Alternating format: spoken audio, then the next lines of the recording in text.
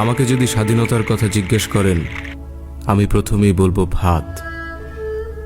যদি জিজ্ঞেস করেন জীবিকার কথা, আমি আবারও বলবো ভাত।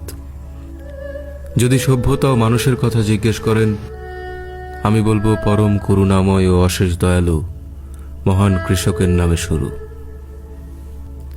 আপনি অ্যাথেন্সের দার্শনিকদের কথা বলতে পারেন এবং দেখাতে পারেন ইউরোপ জুড়ে রেনেসাঁর স্মৃতি।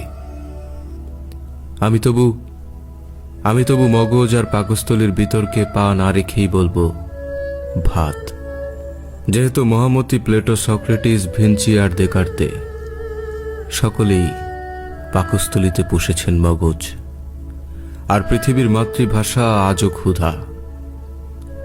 ক্ষুধার প্রশ্নে পৃথিবীতে যুদ্ধ হয়েছে ঢের। বুলেটের ভারে কোনোদিনও মেটেনি পেটের জ্বালা। যুদ্ধে বিজয়ী পতাকা জিতেছে ফের, তবু কৃষকের সামনে একই শূন্য ভাতের থালা।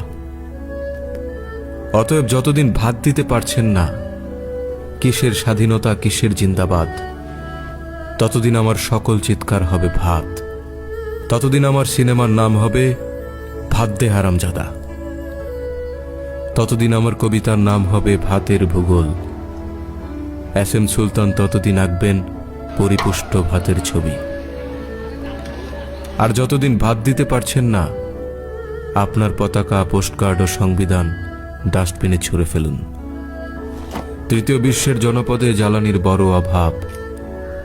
দরিদ্র চুলোয় কিছু লাকড়ির খরচ বেঁচে যাবে।